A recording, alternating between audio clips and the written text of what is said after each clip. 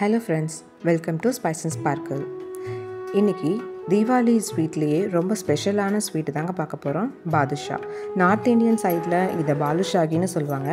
வெளியில் கொஞ்சம் க்ரன்ச்சியாகவும் உள்ளே அப்படியே ஜூஸியாகவும் வாயில் வச்சாலே அப்படியே உருகிற மாதிரி ஒரு ஸ்வீட் தாங்க பாதுஷா. அதை வீட்லேயே ஹோட்டலில் கிடைக்கிறத விட சாஃப்டாகவும் ஜூஸியாகவும் எப்படி செய்கிறதுங்கிறது தான் பார்ப்போம். பிகினர்ஸ் கூட இதை ஃபர்ஸ்ட் டைம்லேயே ரொம்ப ஈஸியாகவும் பர்ஃபெக்டாகவும் செஞ்சிடலாம். அவ்வளோ ஈஸியான ரெசிபி இது. வாங்க அதை நம்ம எப்படி செய்கிறதுன்னு பார்க்கலாம். ஒரு சில டிப்ஸெல்லாம் கரெக்டாக ஃபாலோ பண்ணோம்னாலே இதை ஈஸியாக பண்ணிடலாம். அவ்வளோ சிம்பிள் இது. அதுக்கு நான் 2 கப்பு மைதா மாவு எடுத்துக்கிறேன், அதாவது 1/4 கிலோங்க. அதை ஒரு மாவு சலிக்கிற சல்லடையில் போட்டுக்கலாம்.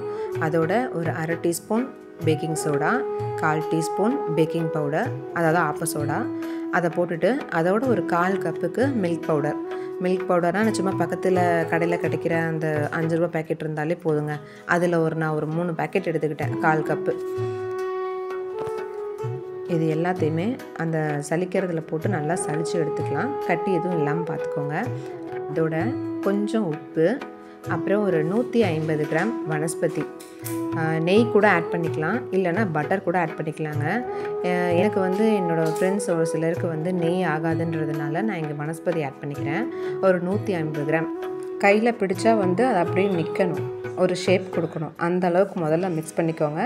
அந்த அளவுக்கு வனஸ்பதி இருந்தால் போதும். அதுக்கப்புறம் கொஞ்சம் கொஞ்சமாக தண்ணி தெளித்து தேவை. நான் இப்போ ஒரு 1/2 கப்லேருந்து ஒரு 3/4 கப்பு தண்ணி வரைக்கும் நான் அதுக்கு சேர்த்திருப்பேன். இது அப்படியே எப்படின்னா கொஞ்சம் ரஃப்பாக தான் இருக்கும். இந்த மாவு சப்பாத்தி மாவு மாதிரி இருக்காது, கொஞ்சம் அப்படியே பிச்சு போட்ட மாதிரி தான் இருக்கும். சப்பாத்தி மாவு மாதிரி நல்லா முழுலாம் வராது. இது அப்படியே ஒரு மூடி போட்டு ஒரு 1/2 மணி நேரம் ஊற விட்டுருங்க. அதுக்குள்ளே நம்ம சர்க்கரை பாகு தயாரிச்சிடலாம்.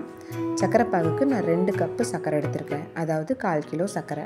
1/4 கிலோ மைதாவுக்கு 1/4 கிலோ சர்க்கரை. அதுக்கு நான் 1 கப்பு தண்ணி, ஒன்று போதும். ஒரு கப்பு தண்ணி ஊற்றிட்டு, அதாவது அது முழுகிற அளவுக்கு இருந்தால் போதும். ஒரு 10 நிமிஷம் அதை நல்லா கொதிக்க விட்டுருங்க.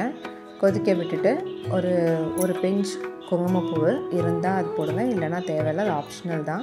அப்புறம் ஒரு ஸ்பூன் ஏலக்காய், அதுக்கப்புறம் ஒரு ஸ்பூன் ரோஸ் எசன்ஸ், அதுவும் ஆப்ஷனல் தான். தேவைன்னா ஊற்றிக்கலாம். இதுக்கு ஒரு கம்பி பதம்லாம் வரணுன்ற அவசியம்லாம் இல்லைங்க. அந்த பிசுக்கு பதம்னு சொல்லுவாங்க பார்த்தீங்களா, அந்த அளவுக்கு இருந்தால் போதும். ஜஸ்ட் தொட்டால் அந்த கம்பி உடையணும் லைட்டாக, அந்த அளவுக்கு வந்தாலே போதும். இறக்கும் போது உங்களுக்கு தேவைன்னா நீங்கள் 1 ஸ்பூன் லெமன் ஜூஸ் ஆட் பண்ணிக்கலாம். ஏன்னா அப்போ தான் சர்க்கரை கிறிஸ்டல் ஆகாமல் இருக்கும். எனக்கு லைட்டாக அந்த கிறிஸ்டலோடு இருந்தால் தான் சாப்பிட பிடிக்கும், நல்லா க்ரன்ச்சியாக இருக்கும்.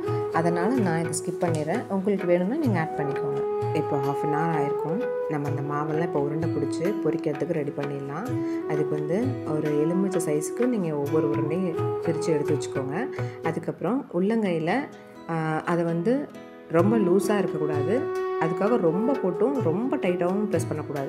ஓரளவுக்கு நல்லா டைட்டாக ப்ரெஸ் பண்ணிக்கோங்க. ப்ரெஸ் பண்ணிவிட்டு நீங்கள் உருட்டும் போதே அதை ஃப்ளாட் பண்ணிடுங்க. ஃப்ளாட் பண்ணிவிட்டு நடுவில் நம்ம கட்டவிரல் வச்சு ஒரே ஒரு ப்ரெஸ் மட்டும் கொடுங்க. ஓரத்துலலாம் வெடிச்சிருந்ததுனாலும் ஒன்றும் பயம் கிடையாது, ஒன்றும் உதிராது. இதே அளவு, அதாவது சோடா இதெல்லாம் கரெக்டான ப்ரொப்போர்ஷனில் போட்டிங்கன்னா கண்டிப்பாக அது உடையறதுக்கு வாய்ப்பு இல்லை. அதே மாதிரி சிம்மில் வச்சு தான் இதை பொரிக்கணும். நான் ஆல்ரெடி ஒரு பேட்ச் போட்டு எடுத்துட்டேன், இது செகண்ட் பேட்ச்சு. சிம்மில் வச்சு தான் பொரிக்கணும்.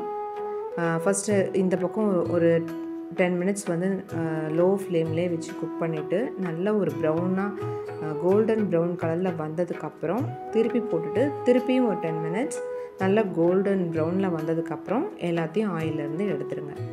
எடுத்துட்டு சுகர் சிரப்பில் சூடாக இருக்கும் போதே போட்டுடணும். ஆறுனதுக்கப்புறம் போடக்கூடாது.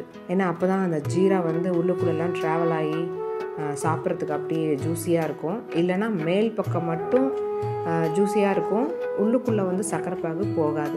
அதனால் சூடாக இருக்கும் போதே போடுங்க. பாருங்கள், இந்த பொரிச்சு எடுத்த பாதுஷா எவ்வளோ சாஃப்டாக அப்படியே பிஸ்கெட் மாதிரி இருக்குது. இன்னும் ஒரு நசுக்குனா உடஞ்சி போயிடும், அந்த அளவுக்கு இருக்குது. உள்ளே போட்டுட்டு உங்களுக்கு மேலே முழுகிற அளவுக்கு இடம் இல்லை அப்படின்னா நீங்கள் ஒரு கரண்டியில் எடுத்து மேலே அந்த பாதுஷா மேலே ஊற்றி விடுங்க. ஊற்றி விட்டுட்டு ஒரு 15 நிமிஷம் இல்லைனா ஒரு 20 நிமிஷம் இருந்தால் போதும். இல்லைனா அடுத்த பேட்ச் பொரிக்கிற அளவுக்கு டைம் இருந்தாலே போதும். அப்புறம் நீங்கள் அதை எடுத்து வெளியில் ஒரு பிளேட்டில் மாற்றி வச்சிடலாம். ஊறினது போதுமா என்னன்னு உங்களுக்கு தெரியணுன்னா ஒரு ஃபோர்க்கை வச்சு ஃபோர்க் ஸ்பூன் தான் யூஸ் பண்ணணும், வேறு எதுவும் யூஸ் பண்ணிடாதீங்க. லைட்டாக உள்ளே குத்தி பாருங்கள். உள்ளுக்குள்ளே வரைக்கும் ஈஸியாக போயிடுச்சுனாலே ஓகே, பாதுஷா ஃபுல்லாக ஊறிடுச்சுன்னு அர்த்தம். இல்லை உங்களுக்கு ஊறாத மாதிரியான ஏதாவது ஃபீல் இருந்ததுன்னா நீங்கள் எடுத்து வச்சுட்டு கூட அது மேலே கொஞ்சம் ஜீரா ஊற்றி விட்டுருங்க. ஊற்றி விட்டிங்கன்னா அது அப்படியே அந்த இருக்கிற ஜீராவையும் கொஞ்சம் நேரம் ஆக உள்ளே வந்து உறிஞ்சிக்கும்.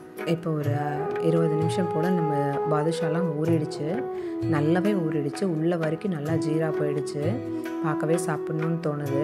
ஆனால் இது இப்போ சாப்பிட்றத விட அடுத்த நாள் சாப்பிட்டு பாருங்கள். அப்போ தான் மேலே இருக்க அந்த சுகர்லாம் கொஞ்சம் கிறிஸ்டல் ஆகி மேலே க்ரன்ச்சியாகவும் உள்ளுக்குள்ளே வந்து ஜூஸியாகவும் இருக்கும்.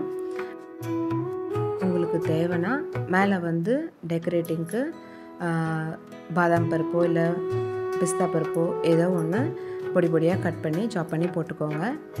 குங்குமப்பூலாம் ஆப்ஷனல் தாங்க, தேவைன்னா வச்சுக்கலாம், இல்லைனா விட்டுடலாம். நான் பார்க்க அழகாக இருக்குன்றதுக்காக நான் அதை வைக்கிறேன். பாருங்கள், ஹோட்டல் பேக்கரிஸில் கிடைக்கிறத விட நம்ம வீட்டில் செஞ்சுருக்க பாதுஷா மேலே இப்படி லைட்டாக ஒரு க்ரன்ச்சி ஃபீலிங்கோட உள்ள அப்படியே ஜூஸியாக பார்க்கவே அப்படியே சாப்பிட்ணுன்னு தோணுதில்ல.